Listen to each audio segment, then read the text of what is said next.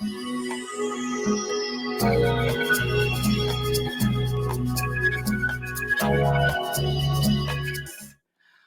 this season of light, we always celebrate the different faith traditions that have winter holidays. And they tend to fall a little bit differently throughout the season. So this week we are celebrating the historic Buddha's Awakening Day, which is actually being celebrated in most places on the 8th. But what I most want to talk about tonight is the nature of the historic Buddha, Siddhartha Gautama, which I learned today is the actual pronunciation, of his awakening. And one of the things that I think we get to be curious about together is that his awakening occurred while he was sitting on his ass under a tree, resting, quiet, and still. That's how that happened. And I think we don't always take into account what led to that moment. And you know, there's debate around the historical, like how long did he sit under the tree? 40 days, 40 years. But for a moment, I want you to consider what you might experience sitting still and quiet for 40 days, let alone 40 years. How might that work out for you in your life, sitting still? I see some of you going, 40 days of stillness and quiet and waiting, much like the Advent time, right? Waiting. Give it to me louder. Bathroom breaks. I can't give you the details. I wasn't there. I'm not sure how Buddha handled the bathroom during that time. But 40 days. And he went into that 40 days or that long, still sitting, hungry, frustrated, exhausted from years and years and years of sitting with teachers and studying and practicing different forms of meditation and literal starvation, where they would have huge stretches of time where they would eat a grain of rice, he and his fellow students. And he did all of these things for years and years and years and got nothing, got no answers. The big question he was trying to get answered was, why are people suffering? Why are people in the world without enough food or shelter? That was what he was trying to understand in his spiritual journey, like, what the heck? And he did all the things and studied with all the teachers, read all the sacred texts, practiced all the practices, and still had no answers for years and years and years. And what sent him to that tree to sit still until there were some answers was his lack of understanding, his frustration. I was like, I am sitting under this tree until I understand something about the nature of this universe. And I think when we think of Buddha, we don't think of like a pissed off, hungry, tired teacher, just looking for some answers. Sound familiar, anybody? Anybody can relate to a moment like that? I call them the fist shaking moments. The fist shaking moments. Like, what? Why? But the answers began to come for him after he shut up, sat down, and got quiet for a long time. That's when the enlightenment happened. In my head, it happened in the winter, right? The season of getting still. This is the invitation this winter. This is the invitation for all of us frustrated, for all of us seeking. Many of us in this room and many of us online, I know that we think of ourselves maybe as seekers, right? Seekers of wisdom, seekers of understanding, seekers of knowledge, seekers of peace.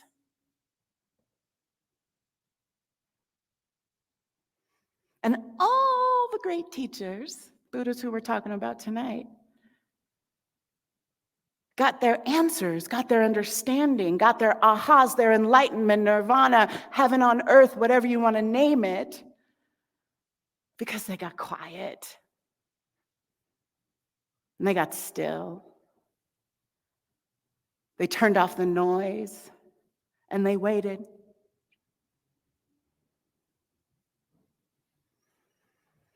Tricia Hersey, in her book, The Rest is Resistance, talks about crediting Harriet Tubman for making her nap ministry, the name of her movement, possible. And the reason Harriet Tubman is one of the ancestral credits that she names is because there's a story that's been documented that before Harriet began the Underground Railroad and made her own escape, she was asleep and woke up from sleep screaming, "My people are free, my people are free."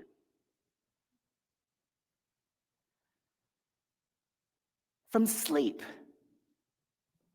she awoke with this understanding, with this affirmative prayer, if you will, that even though she woke up in slavery, she woke up knowing the truth that our people were already free. They're free now. And it was from this place of rest, from this dream state, that she had that knowing. And then the stories from the records that we do have from her life talk about how during the escape routes that she would take, always at night, she would stop and sleep while they were running. She would just, she'd close her eyes and she'd get still or take a nap. Or she'd listen to the birds and listen to the trees and listen to the stars for guidance. Which is why she was so successful in getting so many people free. And I think about the not just the courage of that, but the wisdom of that. Right? I mean, if there's ever a time you think that there's a time to be urgent and on the move and no time to stop, we don't have time for sleeping. And that is actually not how the freedom occurred. It was because rest and slowing down to listen and centering, gathering herbs that would help the kids be more sedated and not create so much noise along the way.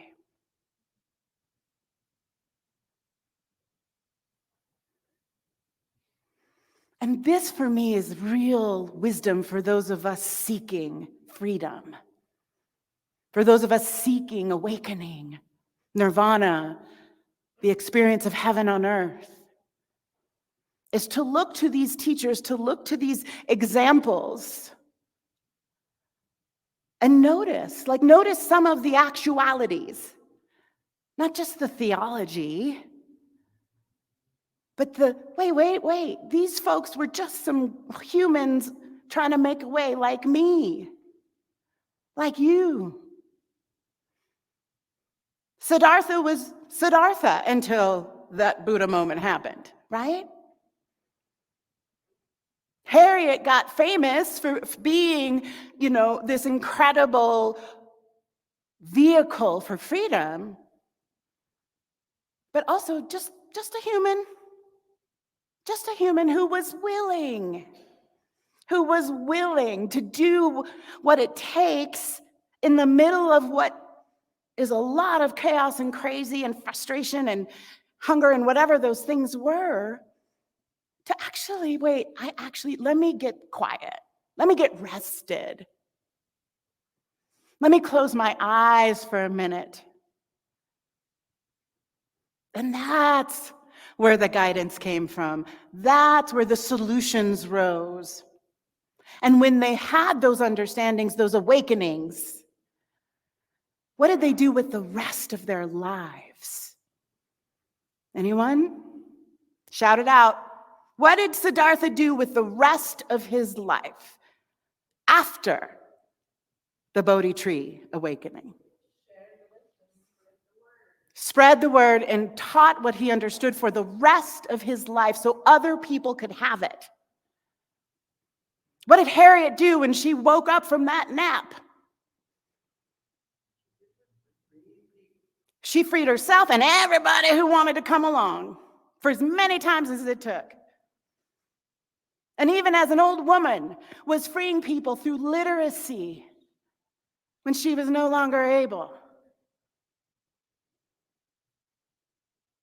This too, right? The actualities of these teachers.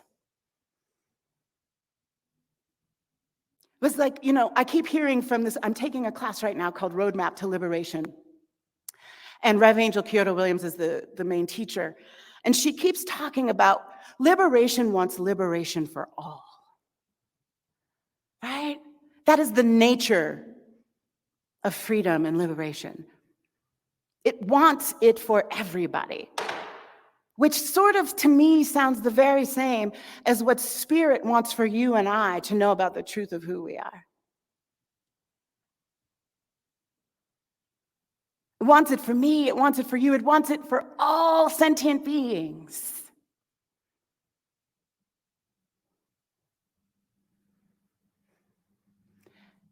And so when we begin to think about this invitation that is built in this season of winter, this invitation to slow, this invitation to rest, this invitation to sit in the dark and wait.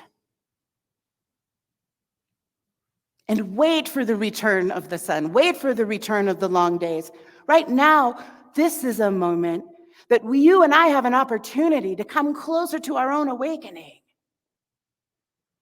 You and I have an opportunity to participate in the collective awakening through our own awakening.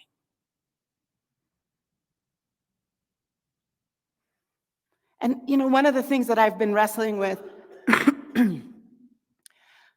really, most of my adult life, maybe even as a child, who knows, but is this, I've always had this sense that the busyness of life, the busyness of our culture, the norms of what must be done in order to survive, or in order to thrive, or in order to just have the resources you need to do what you need to do in this life, right?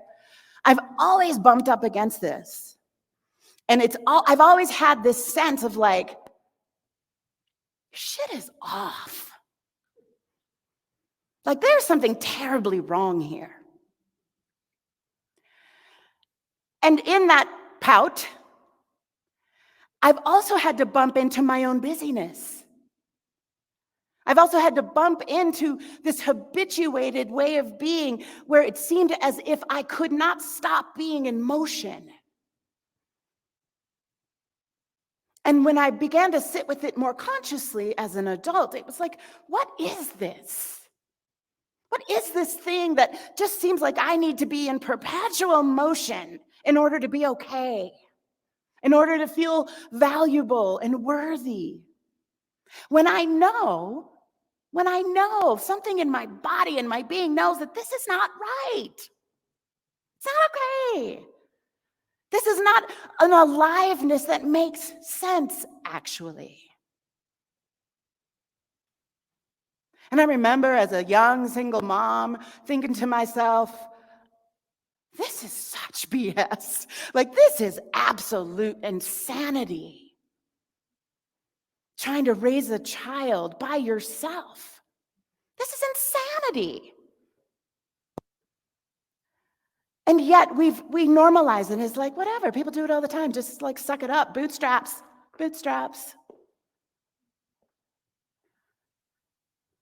And yet I knew in my being, and there were some days where I thought I could blow some stuff up. I would be so angry about it. But what I'm learning now, and what I'm understanding more deeply, is it is insanity. And that instinct and that intuition in me that was absolutely bumping up against cultural norms that were absolutely bananas was that was what was trying to awaken in me as a greater truth. And the only way that my affirmative prayer in that awakening could begin to come into form, into manifestation, was for me to slow down and begin a practice of slowing. I'm still in it. It's been 20 years, y'all. I'm still slowing down. I'm still finding ways that I move past my own pace. And yet, I call myself a seeker. Anybody else call yourself a seeker? Prioritize having a spiritual experience and knowing God and communion as your nature, as yourself. And yet we live at a pace. We prioritize our time in ways that are out of integrity with that seeking. In ways that are out of integrity with what we say we value. I think everybody in this room and everybody on the other side of that camera would agree we value love. Yes? Yes? That was weak. Okay, thank you. And I'm thinking if love is the number one value and priority and reason, why do we not prioritize it? Like, really, why? You guys have heard me say, if you've been here before, 80 bazillion times, that we have to let go of cultural norms so that we can more fully embrace truth, right? Like, this is not a new idea that I have shared with you. And yet I watch me, day in and day out, not give time, not give our presence to love. It just keeps falling down the list, right? It's like, I got to do the thing, and I have the chores, and I got to go to work, and I got to do, and I got to feed, and I got to cook, and I got to blah, blah, blah, blah. Love maybe tomorrow.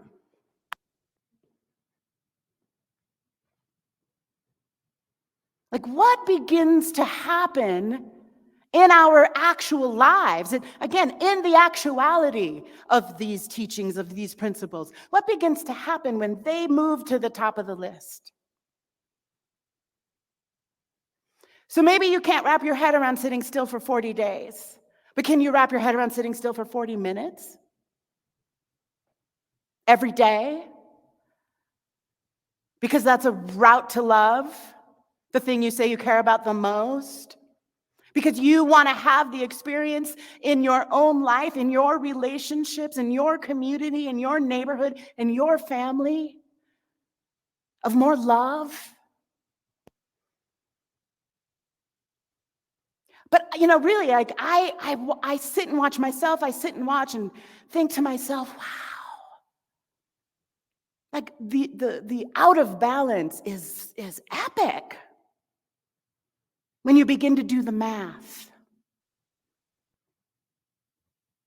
When I think about the practice of slowing down enough internally, I literally just had a conversation about, for me, to be the mom I want to be the daughter I want to be the sister I want to be the neighbor I want to be the minister I want to be, I would have to slow down significantly more than I already have. And I've been slowing down for 20 years. And even more would I need to slow down in order to bring into my full awareness the love that God is. It is baffling to me that I continue to have a conversation with myself about spreading myself too thin. I was sitting in meditation this morning and still too thin. I am still spread too thin. Anybody feeling spread thin?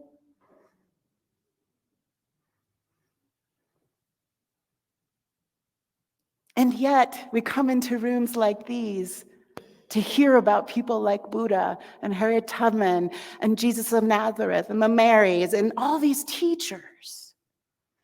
And I know that the longing is sincere. The longing I have to know greater love, to know myself as divine is sincere. But the longing and the activity might be out of balance.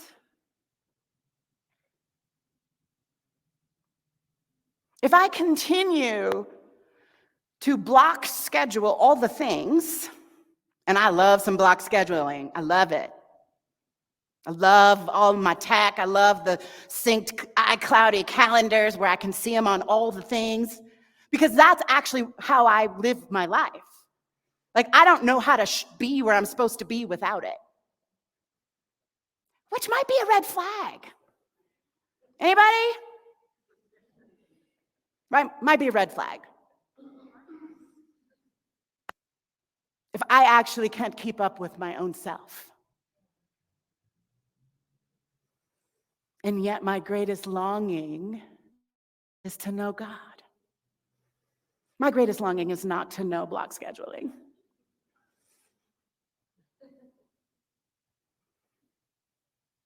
So I'm going to invite you to take a few minutes right now with me to still. I'm going to invite you. You can lay down. There's so much room in here right now for those of you in the room. You can stretch out. Close your eyes.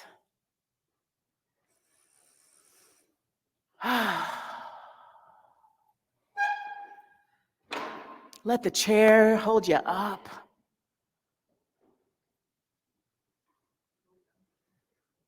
Let your breath just breathe you. You don't have to breathe your breath.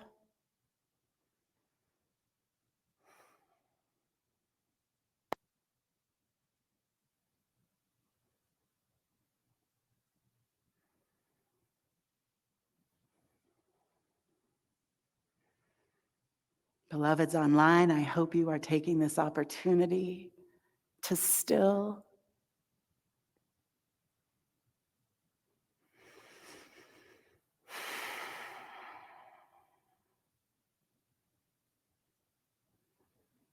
Let go of your jaw if you're holding your tongue in place.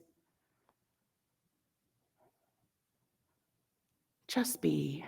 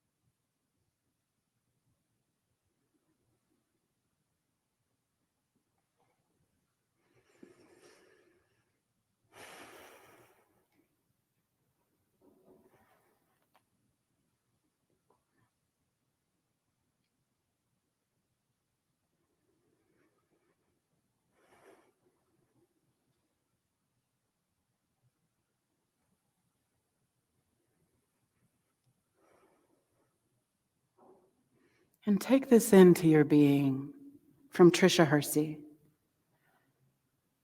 What we're waiting for to get to our next level of liberation is waiting for us in a slowed down state. It's waiting for us in a dream. It's waiting for us in a nap. It's waiting for us while we're listening to the stars, to the birds, to the earth. Liberation is not going to come to us in an urgent, exhausted, burned out manner.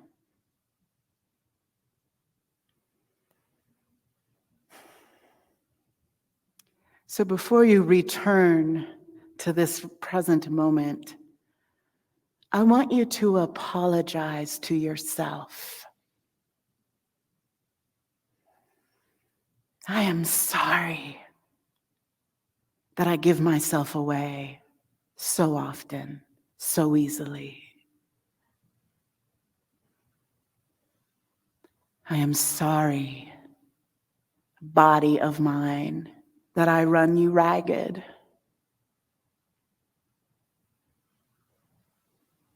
And then thank yourself. And thank that blessed temple called your body for this now moment of rest, of presence.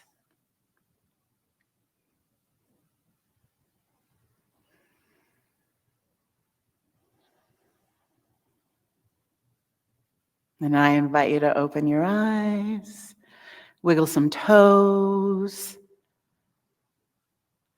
I like to do a little,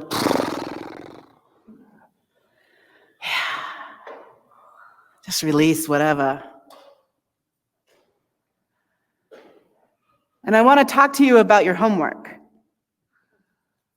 So last week, if you were with us, I asked you to identify 3 conditions, 3 ways that you could set aside time in your day during this winter season to go into this space, this dream space, this rested space, this centered stillness space. And now I'm asking you, because you did your homework and you found 3 things, I'm asking you to use that sanctified time you're setting aside as a way to listen, as a way to listen to what your wisdom, what spirit, what the divine, what the ancient ones, what the ancestors want you to know. I want you to listen for your own enlightenment. Listen for your own awakening. Because what I know about this season and why every year I'm deeply committed to having an interfaith celebration during the winter is because every single one of these teachings is particular. And your awakening will be particular to you, which is why I can't sit still for you. And so I want you to now intentionally go into this sanctified space you've set aside, these at least 3 different ways you are sanctifying your own time and rest and stillness. And I want you to, at the end of this time, whatever time you've set aside to nap or daydream or draw or sing or walk in nature, whatever those things are, is I want you to, after that time, just notice what has risen. A little birdie told me recently that she did the practice this week and a poem rose during her quiet time. So I'm going to ask you to journal afterwards, draw, paint, sculpt, whatever, contemplate, so that you can be in such relationship by the end of this winter season with your divinity. That is the seed that begins to shape how you're using your time, how you're guided into decision making, how you're showing up in your relationships, in your communities. This is how that begins to shift and change. Deal? All right, let's pray it in. So I invite you to join me in prayer. Taking this moment, this dream state, this rest place, this quiet stillness, to turn within. And breathe with me into that holy, blessed one that is breathing you and I right now. That perfect goodness that is ever present, ever giving itself to you and I as life itself, and giving itself back to itself through you and I in this lived experience. And because you and I have said a yes to changing our priorities, to changing how we spend our time, to giving ourselves and the love that we are the place on the list that is so deserved. Because we say yes to that, not only do you and I begin to have the experience of our own divinity, but we begin to show up as that divinity. My turning within and your turning within becomes the very upliftment of the world that we long for. You and I are absolutely the manifest reality of this holy, blessed, perfect one. Always good. And so I just allow and surrender into the deeper ground of my own heart, and I invite you to do the same. And let it move me. Let it blossom me into the greater good, as I know it will do the same for each one of you. So anchor this with me in prayer by saying amen, and so it is.